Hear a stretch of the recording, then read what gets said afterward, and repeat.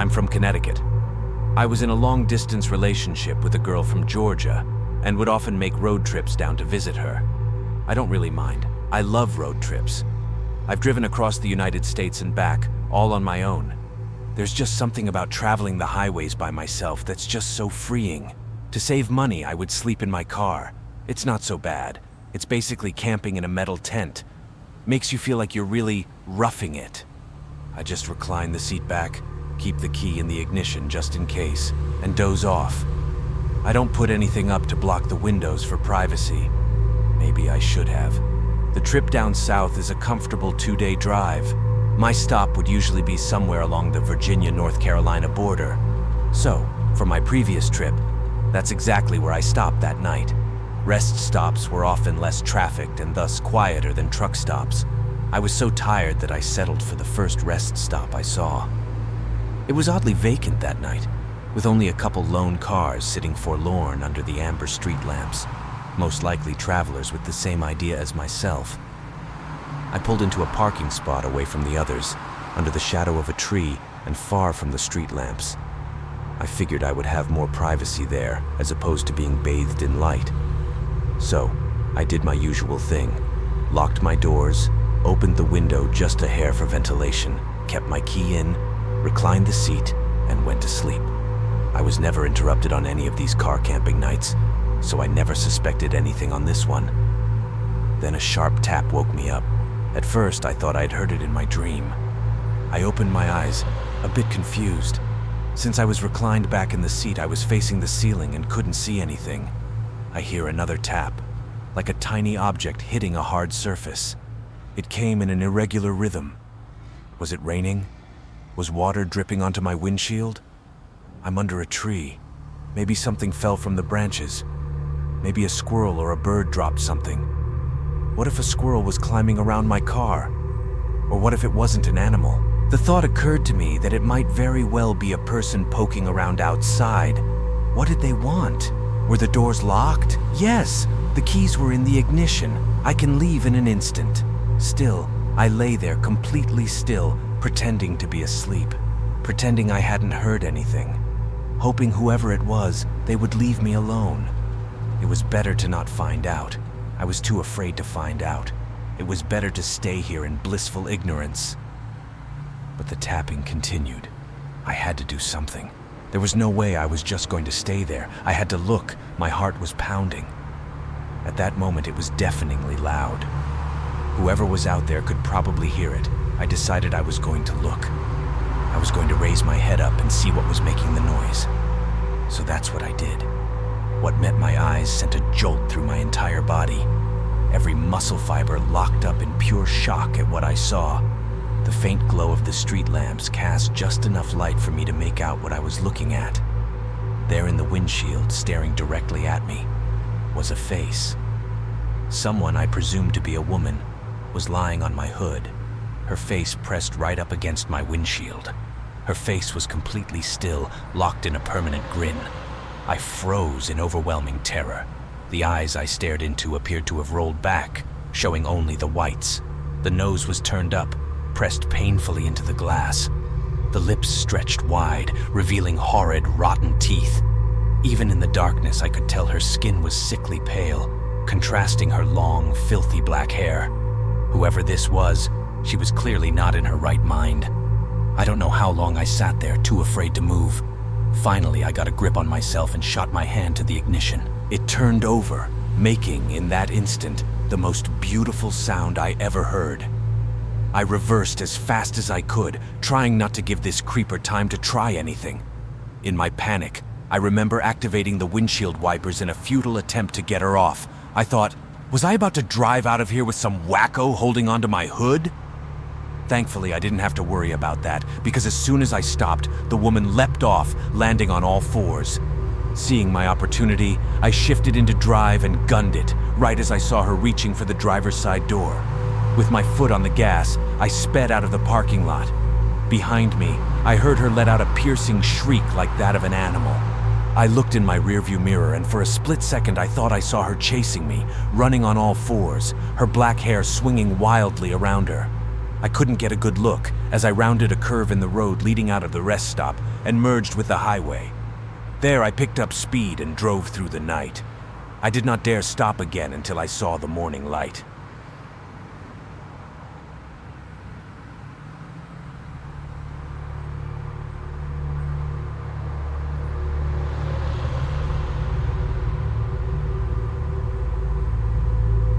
National highways in India are filled with stories of paranormal activity and hauntings. It was 2004. My paternal uncle and aunt had attended the wedding of a close relative in Andhra Pradesh. Their route was such that they had to take the national highway to reach their home at 2:30 a.m., as Indian weddings take longer than usual.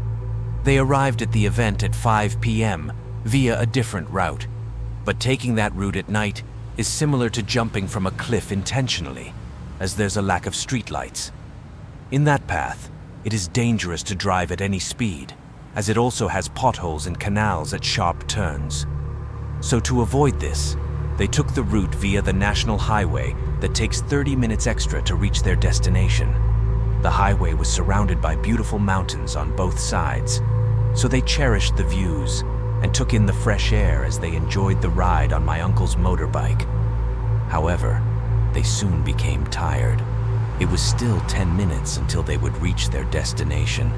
As soon as they picked up the speed to 100 or 120 miles per hour, my uncle saw a man as pale as a chalk, as slender as a stick, and as featureless as a mannequin. At least that's what it looked like from 100 meters away. My uncle slowed down, and their bike slowly approached the man.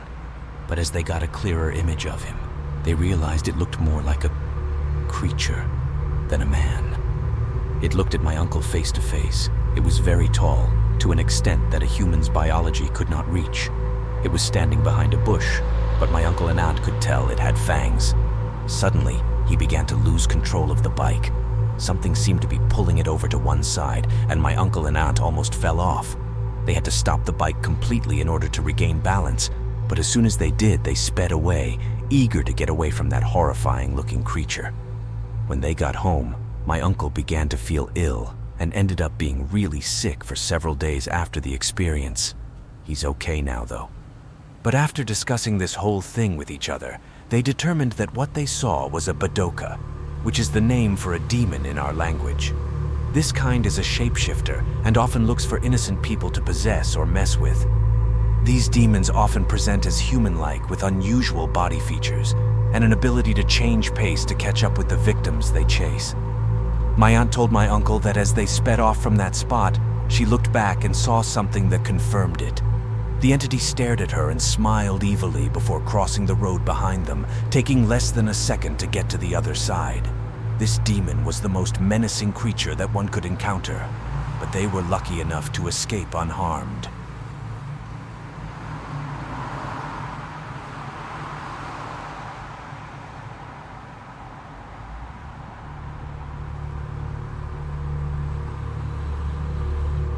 My daughter and her friend were driving home after eating out. Not especially late, maybe around 10 p.m., but dark, as it was September in the UK. They were listening to music and gossiping as 20-something girls do. They went down a long, very rural road in Cambridgeshire with no houses for a few miles. My daughter said that she was calm and relaxed, but then out of nowhere, she spotted a little girl on the side of the road who seemed to have her hand raised. She said she looked about 6 years old. She told her friend quite hysterically to stop the car so that they could go and have a look. Who wouldn't?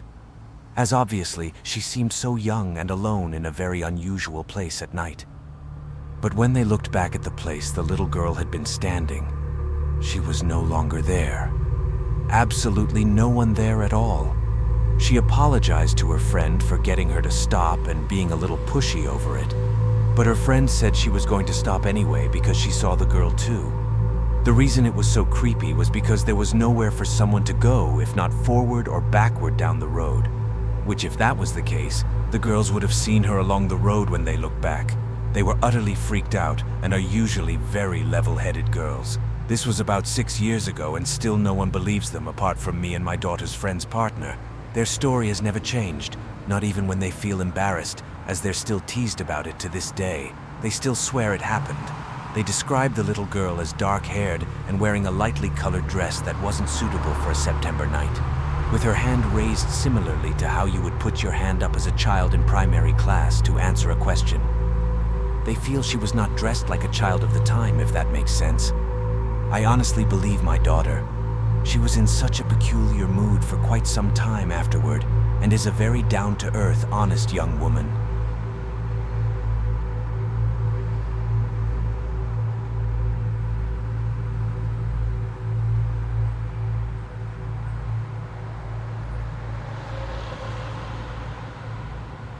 This story was relayed to me by my friend Anne, and it happened to her elder sister.